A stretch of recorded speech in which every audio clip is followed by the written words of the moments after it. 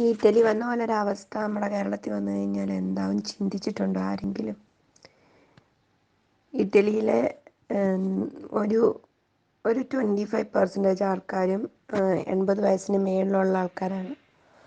ഇപ്പം അവരോട് പറഞ്ഞേക്കുന്നു, ഞങ്ങളോടൊക്കെ പറയുന്നത് അവരെ ഒന്നും ട്രീറ്റ് ചെയ്യണ്ട, അവരെ വിട്ടേക്ക്, അവർക്കൊന്നും ചെയ്യാനില്ലാന്ന്.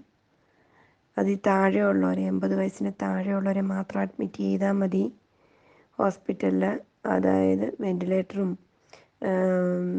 റെസ്പിറേറ്ററി ഒരു സാധനങ്ങളും ഇല്ല. ഇവിടെങ്ങും ബെഡില്ല, ആൾക്കാരെ കിടത്താനായിട്ട് ബെഡില്ല. എല്ലാ ICUകളും എല്ലാ വാർഡുകളും എല്ലാം അടച്ചിട്ട് ICUകളും ഓപ്പറേഷൻ തിയേറ്ററുകളും എല്ലാം വീണ്ടും റെസ്പിറേറ്ററി ICUകളാക്കി മാറ്റി. വാർഡുകളിലും അതിന് ഓരോ മുറികളിലായിട്ട് അതിനൊക്കെ സൗകര്യമുള്ളിടത്തോട്ട് മൊത്തം വെൻറ്റിലേറ്ററും എല്ലാം ആക്കി. ഇപ്പം അവർ കുറേയൊക്കെ ആദ്യമൊന്നും ഇല്ലായിരുന്നു. ആകെ ലൊംബാർഡിയ എന്ന് പറഞ്ഞ സ്ഥലത്ത് 240 ബെഡാണ് നമുക്ക് ആകെപ്പാടെ ICUവിനുള്ളത്. ഇപ്പോൾ അവിടെ അഡ്മിറ്റ് ആയിരിക്കുന്നത് ഏകദേശം 2500ഓളം ആൾക്കാരാണ് ഈ ICUവിൽ മാത്രം അഡ്മിറ്റ് ആയിരിക്കുന്നത്. അതപ്പോൾ ഒന്ന് ചിന്തിക്കാനുള്ളല്ലോ ഉള്ളൂ. സ്ഥലമില്ല, കോറിഡോറിൽ പോലും സ്ഥലമില്ലാതെ ഇങ്ങനെ കിടക്കുകയാണ്.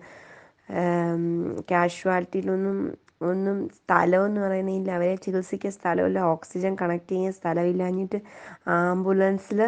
ആംബുലൻസിൽ കണക്ട് ചെയ്യുക. എന്നിട്ട് ഓക്സിജൻ സിലിണ്ടേഴ്സുകൾ തീർന്നിട്ട് ഒരു പേഷ്യൻറ്റിനെ വീട്ടിൽ നിന്ന് എടുത്തുകൊണ്ട് വരാൻ പോലും ഓക്സിജൻ സിലിണ്ടർ ഇല്ല.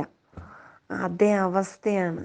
കണ്ടു നിന്ന് കഴിഞ്ഞാൽ നമുക്ക് സഹിക്കത്തില്ല. ഞാനൊക്കെ ചെയ്യുന്നത് വലിയ പാവം തന്നെയാണ്. വേറെ നിവർത്തിയില്ലാത്തതുകൊണ്ട് അങ്ങനെ ചെയ്യുന്നത്. കാരണം ഒരു വെൻറ്റിലേറ്റർ ഊരിയിട്ട് നമുക്കറിയാം, അവർ കണ്ണിലോട്ട് നോക്കിയിരിക്കും, നമുക്കറിയാം അത് ഊരിക്കഴിഞ്ഞാൽ ഉടനെ അവർ മരിക്കും എന്ന് നമുക്കറിയാം. മാക്സിമം അരമണിക്കൂർ അല്ലെ 1 മണിക്കൂറിനുള്ളിൽ അവർ മരിക്കുമെന്ന് നമുക്ക് നല്ല ഉറപ്പുണ്ട്. എന്നിട്ടാണ് നമ്മളത് ഊരുന്നത്.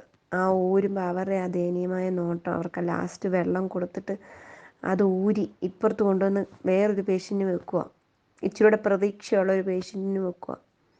ആ പേഷ്യൻറ്റിന് വെച്ച് കഴിഞ്ഞിട്ട് എന്നിട്ട് നമ്മൾ അത് വെച്ചൊന്ന് കഴിഞ്ഞ് അതൊന്ന് സ്റ്റേബിളായി കഴിയുമ്പോൾ നമ്മൾ അപ്പുറത്ത് നിന്ന് നോക്കുമ്പോഴത്തേന് ആ പേഷ്യൻറ്റ് മരിച്ചിട്ടുണ്ടാവും. ആദ്യം ഊരിക്കൊണ്ട് വന്ന പേഷ്യൻറ്റ്.